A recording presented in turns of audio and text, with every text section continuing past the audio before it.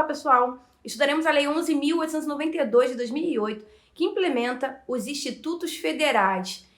Estudaremos em apenas duas partes, tá? Porque eu consegui condensar e também porque não é uma lei muito extensa, tá? E faremos exercícios de concurso público ao longo dos vídeos para vocês fixarem o conteúdo, beleza? Então é importante que, se você gostou do conteúdo, você quer que eu faça outro vídeo, né, para dar sequência, que você curta, comente, dê engajamento, porque assim eu tenho o retorno necessário para dar continuidade, beleza? E se você chegou no canal pela primeira vez, é muito importante que você se inscreva e ative o sininho para estar recebendo notificações sempre que eu lançar um novo conteúdo aqui no canal. Bom, é isso, bora começar!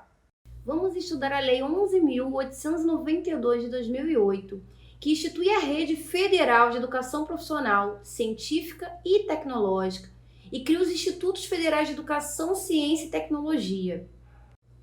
Então, por meio dessa lei, fica instituída no âmbito do Sistema Federal de Ensino a Rede Federal de Educação Profissional, Científica e Tecnológica, vinculada ao Ministério da Educação, e constituirá algumas instituições que estão elencadas aqui no artigo 1º dessa lei.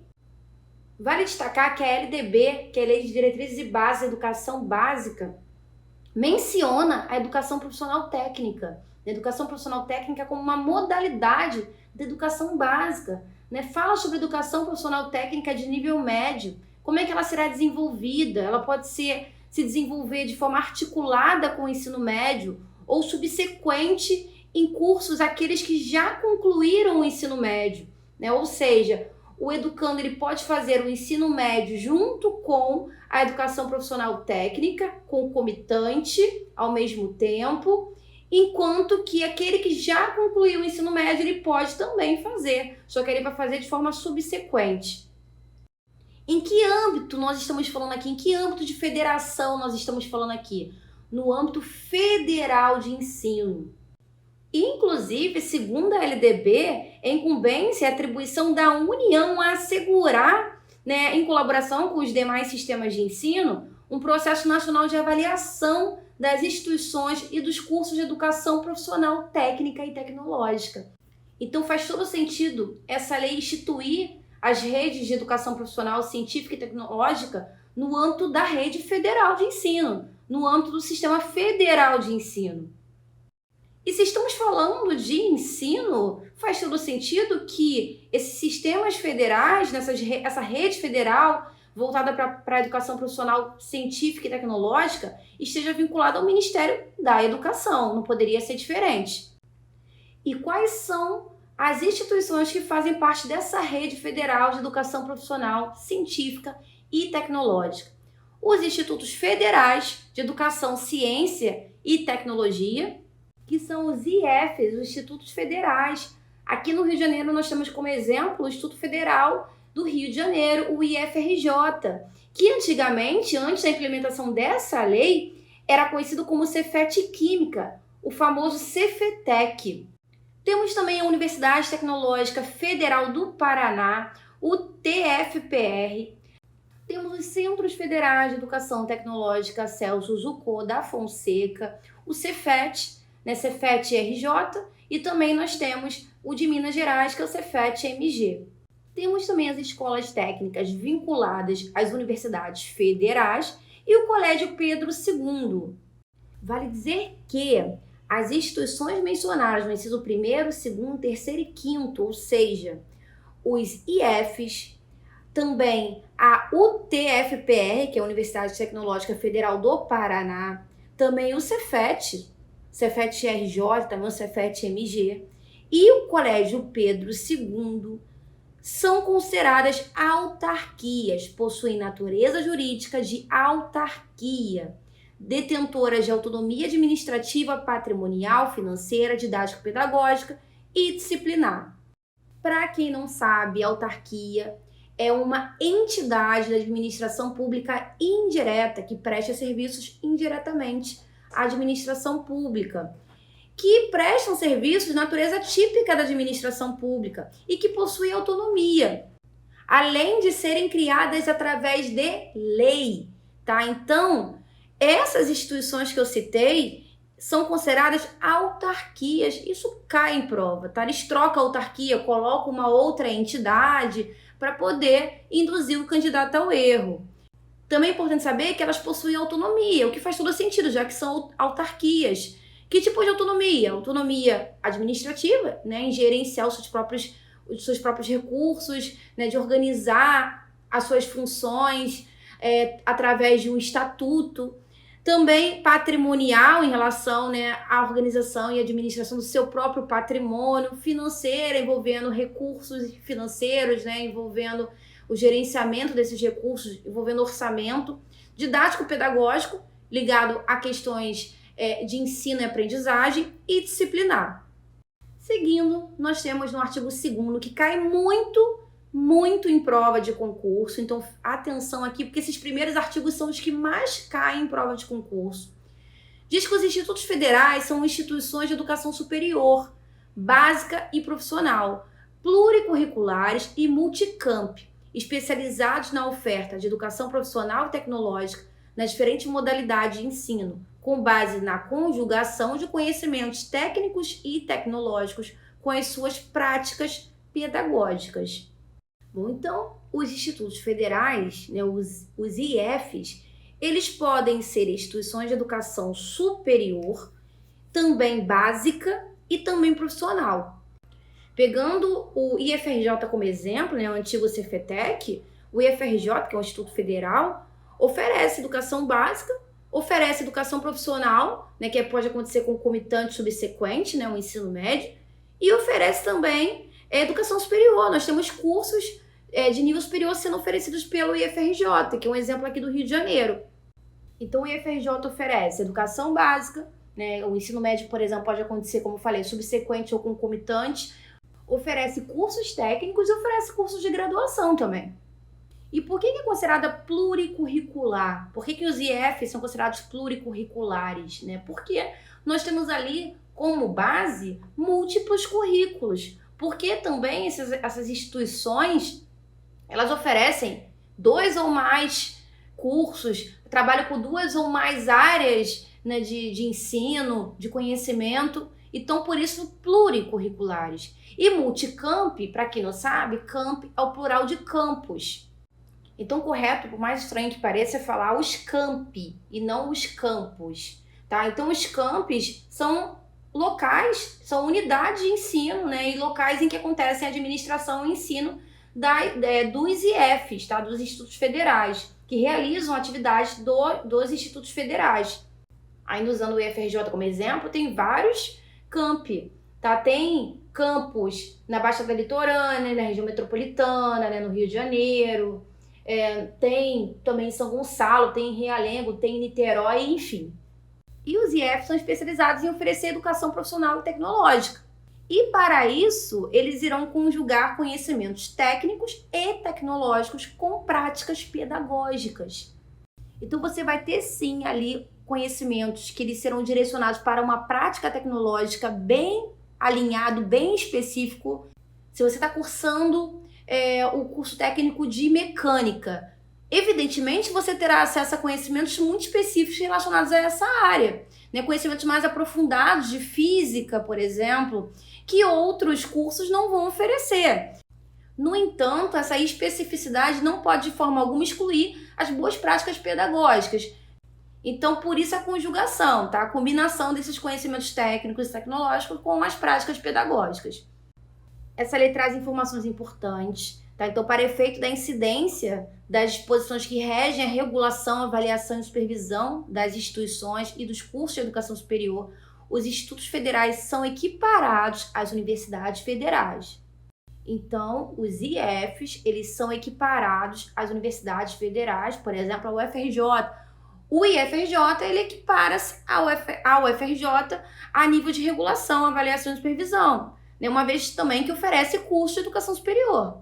Além disso, no âmbito de sua atuação, os institutos federais exercerão um papel de instituições acreditadoras e certificadoras de competências profissionais.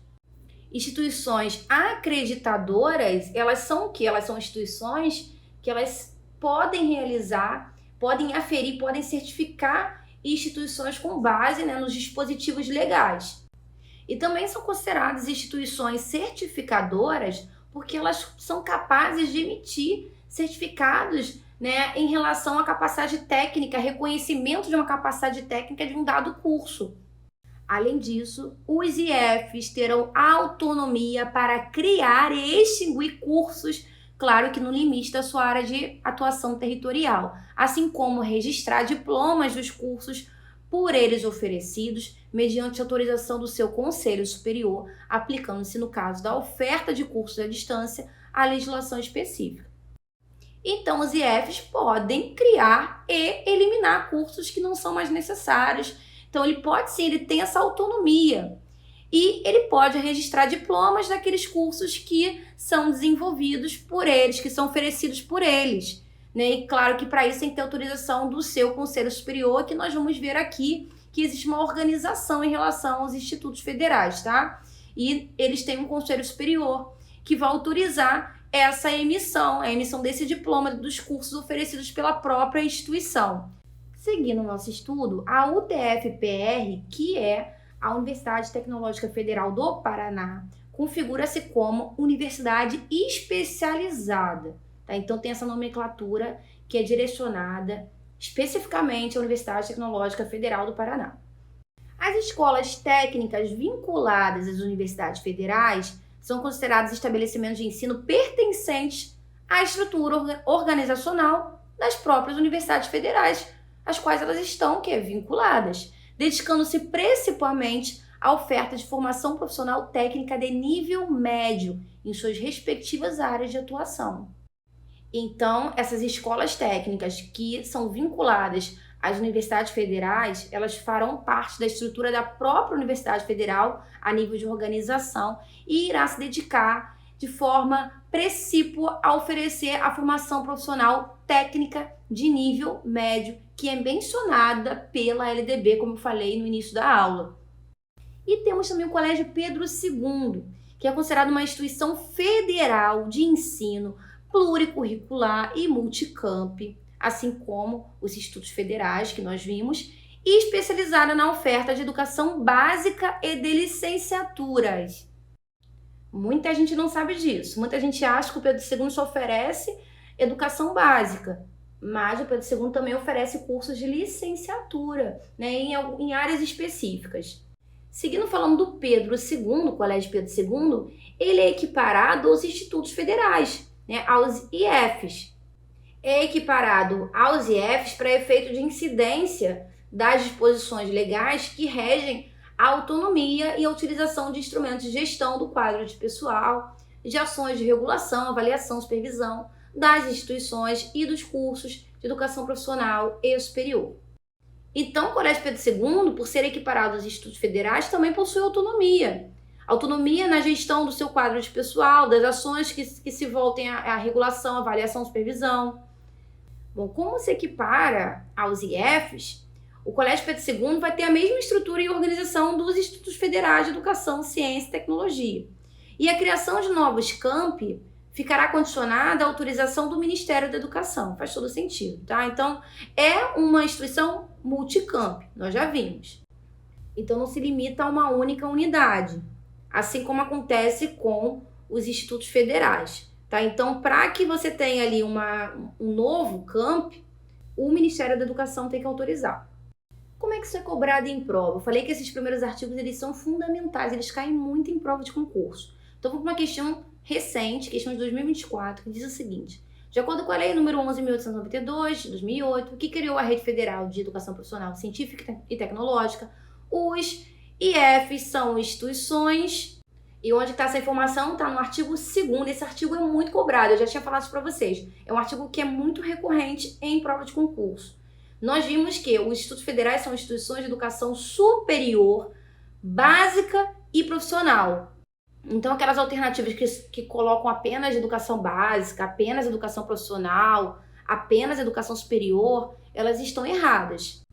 Além disso, os IFs são pluricurriculares e multicamp. Então, alternativas que colocam multicurriculares em vez de pluricurriculares, Alternativas que colocam intercamp em vez de multicamp, elas estão erradas. Tem alternativa que coloca currículos multiculturais, tá? Mas não, são pluricurriculares, é a letra da lei, tá? Então, o que será cobrado é exatamente como está na lei. Então, a gente já consegue chegar na nossa resposta. A resposta é a letra C, é da educação superior, básica e profissional, pluricurriculares, multicamp, especializadas na oferta de educação profissional e tecnológica nas diferentes modalidades de ensino. Perfeito. Vamos para mais uma questão, também cobrando esses artigos iniciais, segundo os termos da Lei 11.892 de 2008, que institui a Rede Federal de Educação Profissional, Científica e Tecnológica. No âmbito de sua atuação, os institutos federais exercerão o papel de instituições. Nós vimos isso no artigo 2º, parágrafo 2º, inclusive, que no âmbito de sua atuação, os IFs exercerão o papel de instituições acreditadoras e certificadoras de competências profissionais, tá? Então, a nossa resposta é a letra A. E vamos para mais uma questão. A questão traz algumas afirmações, nós vamos julgar se elas são verdadeiras ou falsas. Os institutos federais são instituições de educação superior, básica e profissional, pluricurriculares e multicamp. Vimos isso já caiu em questão, inclusive. Tá? Sim, exatamente isso. Essa afirmação, essa redação está no artigo 2º, né, que diz que os IFs são, de fato, instituições de educação superior, básica e profissional, pluricurriculares e multicamp. 2. Os IFs são instituições que possuem natureza jurídica autárquica e são detentores de autonomia administrativa, patrimonial, financeira, didático-pedagógica e disciplinar. Perfeito, nós vimos que os IFs são classificados como autarquias. Cuidado porque eles trocam, tá? Eles adoram fazer isso. Trocar autarquia por outra entidade para te confundir. E cuidado que eles também podem trocar aqui as autonomias. Mas nesse caso aqui, a redação está perfeita. Ele colocou as autonomias que de fato os IFs possuem, que é administrativa, patrimonial, financeira, didático-pedagógica e disciplinar. A 12 está correta. 3. Os IFs exercem o papel de instituições acreditadoras e certificadoras de competências profissionais. Tá vendo como é que isso cai? Cai muito isso. Isso despenca em provas de concurso público. Então, tá correta. 4. Os IFs têm autonomia para criar e extinguir cursos nos limites de sua área de atuação territorial. Perfeito, nós vimos isso, né? Eles têm sim essa autonomia. 5. Os IFs podem registrar diplomas dos cursos por eles oferecidos mediante autorização do seu Conselho Superior, aplicando-se, no caso da oferta de curso à distância, a legislação específica. Exatamente isso, nós vimos que eles podem sim registrar diplomas dos cursos que eles oferecem, né? Mas para isso tem que ter ali a autorização do Conselho Superior, que faz parte da estrutura organizacional dos IFs. E que no caso dos cursos à distância tem uma legislação específica. Portanto, todas as alternativas estão corretas, a letra E é a nossa resposta. Fala pessoal, espero que esse vídeo tenha contribuído para os seus estudos. Se você gostou, não deixe de deixar o seu like, também o seu comentário, o seu feedback, compartilha com seus amigos concurseiros. Aproveita que está por aqui, explora outros conteúdos do canal. Tem playlists diversas aqui no canal que podem ajudar muito nos seus estudos, beleza? Então explore e maratone para o seu concurso. Bons estudos e eu vejo vocês nos próximos vídeos.